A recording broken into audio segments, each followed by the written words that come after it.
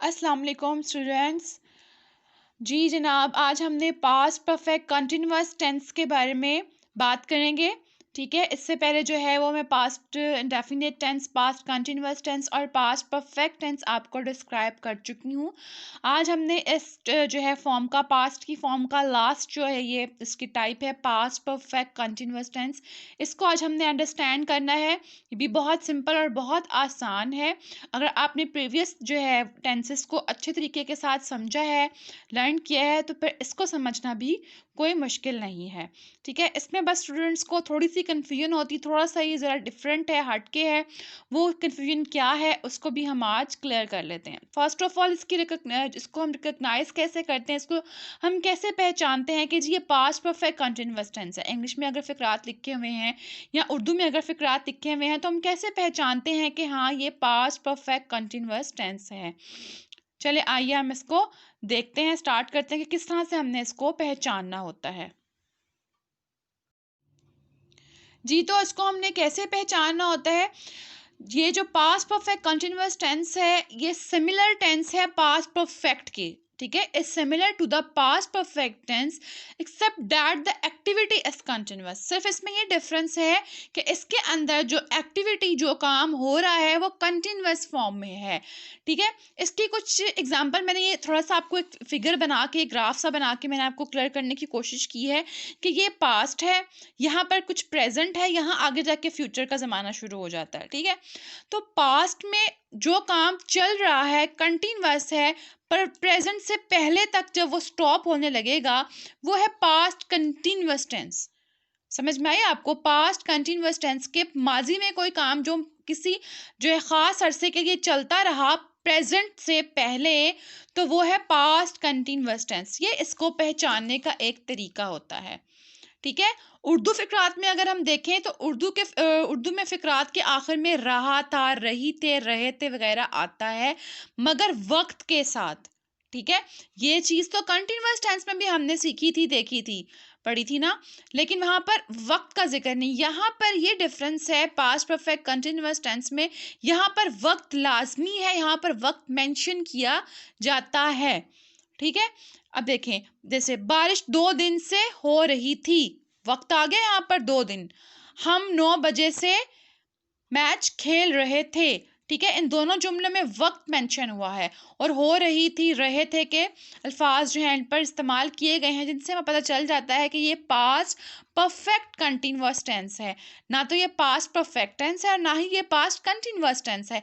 ये दोनों का आप कह लें कि मिक्सचर है पास्ट परफेक्ट कंटिन्यूअस टेंस, क्योंकि इसमें वक्त मेंशन हो गया है। अब हम इसकी फॉर्मेशन देखते हैं। ठीक है, कि बनाने का तरीका क्या है, इसको हम इंग्लिश में किस तरह से बनाते हैं।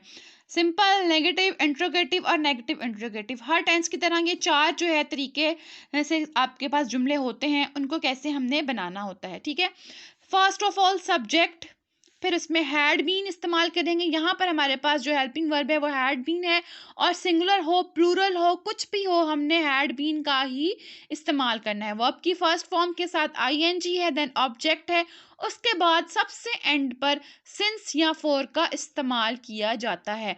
अब सिंस फॉर के इस्तेमाल में यहाँ पर स्टूडेंट्स कंफ्यूज होते हैं।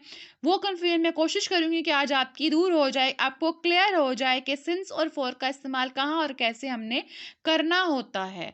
ठीक है, नेगेटिव देखें, नेगेटिव में सारी फॉर्मेशन वैसे ही है, लेकिन जस्ट हमने हेल्पिंग वर्ब के बाद जो है, हेल्पिंग वर्ब के सेंटर में यहाँ पर हैड और बीन के सेंटर में नॉट प्लेस कर देना होता है हमने। क्लियर? इंट्रोगेटिव पे आ जाए। इंट्रोगेटिव में हमने क्या करना होता है, स्टार्टिंग में हम हैड को ले आते हैं, फिर सब्जेक्ट, फिर बीन, फिर वर्ब की फर्स्ट फॉर्म आईएनजी, ऑब्जेक्ट, फिर सेंस और फॉर। नेगेटिव और इंट्रोगेटिव अगर इकट्ठी बात आपके पास आ जाए कि उसमें सवाल भी पूछा जा रहा है और मनफी भी है, उसमें नफी भी है जुमले में, तो क्या होगा, हैड, सब्जेक्ट, नोट, फिर बीन। ये आपने तरतीब रखनी होती है। फिर वर्ब की फर्स्ट फॉर्म आईएनजी और सेंस और फिर फोर। ये फॉर्मेशन आपको क्लियर हो गई, बहुत ही आसान है। हैड बीन का इस्तेमाल करना है आपने हेल्पिंग वर्ब में, और जब आप नेगेटिव इंट्रोगेटिव को करेंगे तो वो आपने सीक्वेंस का ख्याल रखना है। ठीक है जी, अब सिंस और फोर की तरफ आ जाते हैं। कहाँ फोर और कहाँ सिंस हमने इस्तेमाल करना होता है। ठीक है, सिंस जो होता है ना वो किसी वक्त की शुरुआत के बारे में बताता है। स्टार्टिंग ऑफ टाइम में हमने सिंस यूज करना होता है, यहाँ पर बच्चे कंफ्यूज हो जाते हैं। और फोर जो होता है वो हमने ड्यूरेशन ऑफ टाइम में, खास जो टाइम की मुद्दत, एक स्पैन ऑफ टाइम जो होता है ना, ठीक है, दुरानिया जो टाइम का होता है, ये फोर उसके साथ हम लगाते हैं कि इतना टाइम है। और सिंस जो है वो टाइम कहाँ है, कब से स्टार्ट हो रहा है, ये उसको बताता है। देखिए, सिंस 7 o'clock, 7 बजे से, तो टाइम का जो आगाज है वो बताया जा रहा है। सिंस थर्सडे, जुमेरात से, since 1980, since 20th, since morning, since evening, इस तरह के स्टार्टिंग ऑफ टाइम। फोर में देखें आपके पास टोटली ड्यूरेशन ऑफ टाइम है कि कितना वक्त है, वक्त का जो है वो लम्हा, जो दौरानिया है वो कितना है।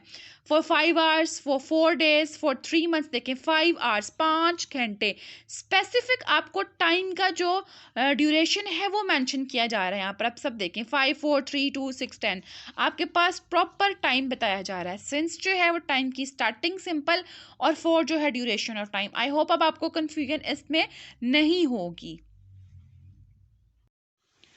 अब हम एग्जाम्पल्स देखते हैं ताकि हमें मज़ीद इसको क्लियर हम कर सकें कि किस तरह से हमने जुमले बनाने हैं। ठीक है, सिंपल पहले देखते हैं। सुबह से बारिश हो रही थी, ये है सिंपल सादा जुमला, अफर्मेटिव सेंटेंस। ठीक है, आपको मैंने इसका फॉर्मेशन बता दिया कि फॉर्मेशन कैसे करनी होती है हमने जुमले की, उसके बिल्कुल अकॉर्डिंगली इसको हमने जो है वो ट्रांसलेट कर देना है इंग्लिश में।